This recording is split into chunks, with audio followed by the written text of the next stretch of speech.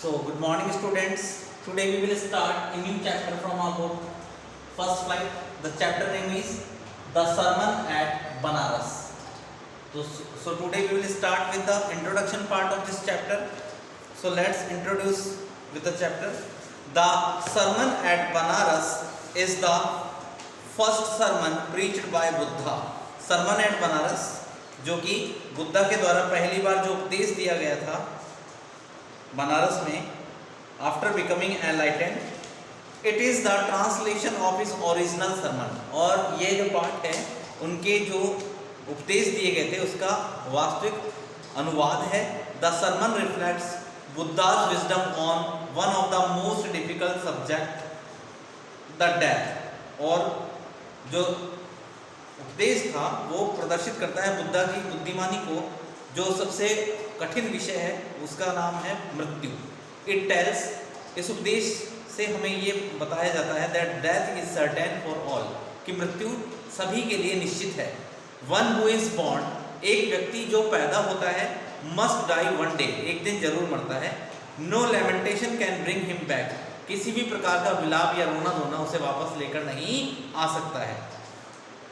Those who overcome sorrow and became composed can get peace of mind. वे लोग जो इन दुखों पर काबू पाते हैं वे ही मानसिक शांति को प्राप्त कर सकते हैं। Life of Buddha before enlightenment. So now we will continue with the summary part of this chapter. Life of Buddha before enlightenment. Buddha was born in North India as a prince and named Siddhartha Gautam. At 12, he went for schooling in Hindi sacred scriptures. He came back at 16 and married a beautiful princess. They were blessed with a son and lived happily. When Gautam was about 25, he once went for hunting. On the way, he saw a sick man. He was very old. A funeral procession, a begging, a monk. He saw so many different kind of people. First of all, he met with a sick man, एक कमजोर बीमार व्यक्ति से मिला। Then he met an old man. उसके बाद वो एक वृद्ध व्यक्ति से मिला। A funeral procession, उसके बाद उसने एक दाह संस्कार की प्रक्रिया देखी। And then a begging monk, एक भीख मांगते हुए साधु को भी उसने रास्ते में देखा। He was filled with sorrow. इन सभी दृश्यों को देखकर वह काफी दुख से भर गया।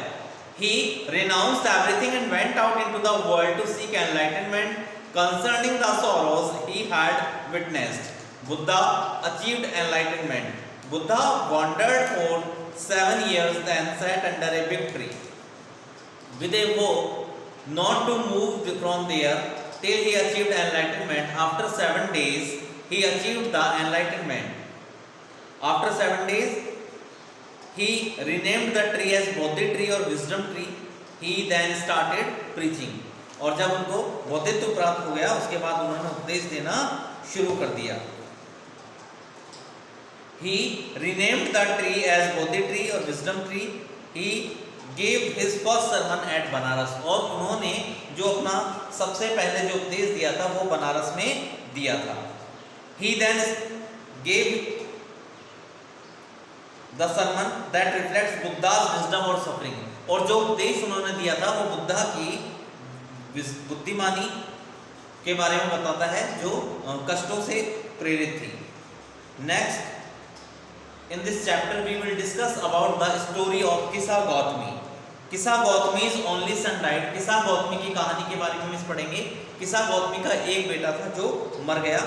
She didn't believe it. लेकिन उसके बेटे की मृत्यु का उसे विश्वास नहीं हुआ। Carrying the dead son, she went to the neighbor to get some medicine.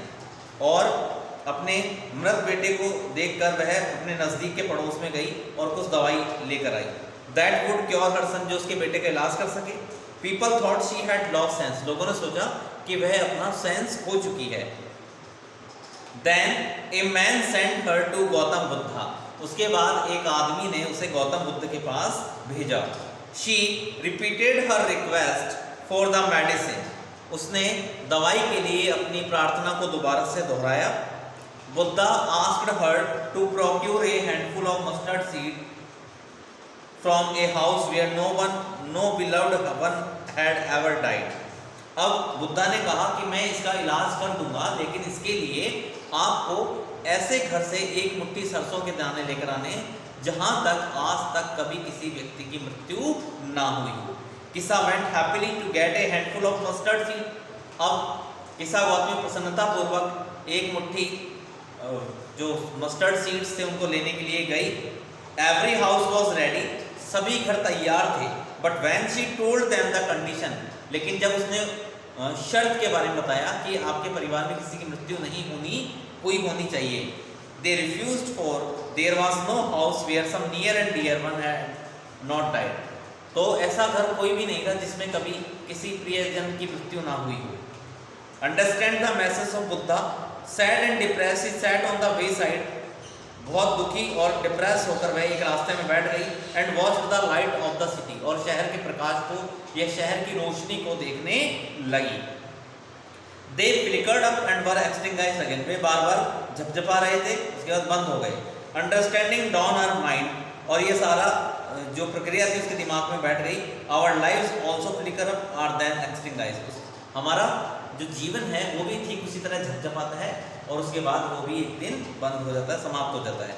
She understood the message of Buddha, और इस बात से वह जो बुद्धा का जो संदेश था वह उसे जान गई. She had been selfish thinking only about her own grief, वो स्वार्थी हो गई थी और वह केवल अपने दुख के बारे में सोच रही थी. When all others had suffered like her, जबकि अन्य सभी लोग भी उसकी तरह सफर्ड कर रहे थे. For death is common to all, क्योंकि मृत्यु सभी के लिए समान है. मैन इज मॉर्टल, मनुष्य नश्वर है. ही कैन बिकम इमॉर्टल, वह अनश्वर हो सकता है only if he surrender his selfishness, अगर वह अपने स्वार्थीपन को पूरी तरह त्याग दे. Buddha said that life of a man is short, कि एक मनुष्य का जो जीवन होता है वो बहुत छोटा होता है. Full of troubles and pains, परेशानियों और दुखों से पूरी तरह भरा हुआ है. Man is like a ripe fruit, और आदमी एक पके हुए फल की तरह है. द फ्रूट फॉल्स, फल गिरता है. एंड मैन डाइज, और आदमी मर जाता है. डेथ इज सर्टेन, बुद्धा ने यह भी कहा है कि मृत्यु सबकी सुनिश्चित है. One who is born must die, जो एक पैदा होता है वो एक ना एक दिन जरूर मरता है. There is no escape from it, इससे बचने का कोई माध्यम नहीं है. Man's is life is an earthen pot that breaks and meets its end, मनुष्य का जो जीवन है एक मिट्टी के बर्तन की तरह जो टूटता है और अंत में उसका अंत हो जाता है. सिमिलरली मैन डाइज, ठीक उसी तरह एक व्यक्ति भी मर जाता है. No lamentation can bring one's near and dear ones back, किसी भी प्रकार का विलाप उसके प्रियजन को वापस लौटा कर नहीं ला सकता है. So the wise man do not grieve, इसलिए बुद्धिमान लोग किसी दुख का, किसी भी मतलब परेशानी में दुख व्यक्त नहीं करते हैं. Because they understand it is the law of nature और वर्ल्ड, क्योंकि यह संसार का नियम है. To get peace of mind one must overcome sorrow, किसी भी व्यक्ति को मानसिक शांति प्राप्त करने के लिए अपने दुखों पर काबू पाना चाहिए. And draw out the arrow of lamentation, और जो दुख का जो तीर है उसे बाहर निकाल फेंकना चाहिए. So this was the complete introduction and summary part of this chapter.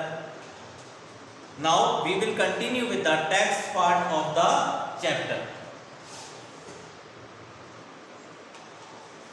So now see on page number 133, page number 133 पर आपको दिख रहा है chapter number 10, the sermon at Banaras.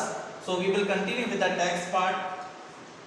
Now see, Gautam Buddha 563 BC to 483 BC began life as a prince named Siddharth Gautam. Gautam Buddha जिनका जन्म 563 BC में हुआ था और उनकी मृत्यु 483 BC में हुआ था. बिगेन लाइफ, उन्होंने अपना जीवन शुरू किया as a prince named Siddhartha Gautam, एक राजकुमार जिसका नाम सिद्धार्थ गौतम था उसके रूप में. इन नॉर्दर्न इंडिया, उत्तर भारत में. एट 12 वर्ष की उम्र में he was sent away for schooling in the Hindu sacred scripture, धार्मिक ग्रंथों का अध्ययन करने के लिए उन्हें स्कूल भेजा गया. एंड 4 years later, 4 साल बाद, he return home to marry a princess, वह एक राजकुमारी से विवाह करके लौट आए. दे हैड ए सन, उनके एक बेटा था, and lived for 10 years as befitted royalty, और 10 साल तक उन्होंने शाही जीवन जिया। At about the age of 25, लगभग 25 वर्ष की उम्र में, the prince heretofore shielded from the suffering of the world, वह सांसारिक दुखों से पूरी तरह घिर गया। while out hunting chanced upon a sick man, जब एक बार शिकार के लिए जा रहे थे, बाहर घूमने जा रहे थे, तभी उनकी मुलाकात एक बीमार व्यक्ति से हुई। then an aged man, उसके बाद एक अधिक उम्र वाले व्यक्ति से उनकी मुलाकात हुई। then a funeral procession, उसके बाद उन्होंने एक दाह संस्कार की प्रक्रिया होते हुए देखा। एंड फाइनली, और अंततः, ए मॉन्क begging for alms, एक साधु जो कि भीख मांग रहा था, उसे देखा।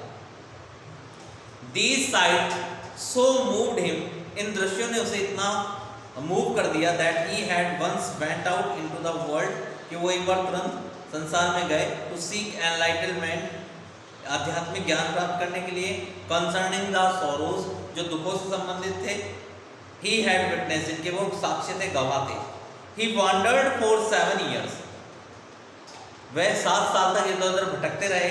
And finally sat down under A people tree, और अंततः वो एक पीपल के पेड़ के नीचे बैठ गए। Where he want to stay, जहाँ पर उन्होंने प्रतिज्ञा ली कि वो तब तक रुकते रहेंगे अंटिल एनलाइटनमेंट के, जब तक कि उन्हें स्पिरिचुअल नॉलेज प्राप्त नहीं हो जाता है, जब तक कि उनके अंदर आध्यात्मिकता नहीं आ जाती है।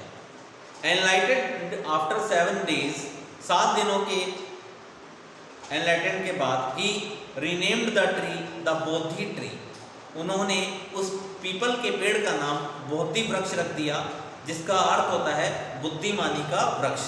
And began to teach and to share his new understanding, अब उन्होंने पढ़ाना और अपनी नई समझ को शेयर करना शुरू कर दिया। एट दैट पॉइंट, उस बिंदु पर, he became known as the Buddha, वह बुद्धा के रूप में जाने लगे। द अवेकेंड और enlightened, the Buddha preached his first sermon at the city of Banaras, Buddha ने अपना पहला उपदेश बनारस शहर में दिया। Most holy of the dipping places on the river Ganges, जो स्नान का सबसे पवित्र धार्मिक स्थान था, गंगा नदी के किनारे। The sermon has been preserved, उनके उपदेशों को संरक्षित रखा गया। एंड इज गिवन हियर, यहाँ दिए गए। It reflects the Buddha's wisdom, ये बातें बुद्धा की बुद्धिमानी को प्रदर्शित करती हैं। About one inscrutable kind of suffering, एक विशेष प्रकार का कष्ट जिसे हम कभी भी नहीं समझ सकते हैं। So this was the complete first part, first lecture of this chapter. Remaining part of the chapter we will continue in the next video. If you have any doubt or any confusion in this part, then you can contact to me on my personal number. Till then, thank you very much.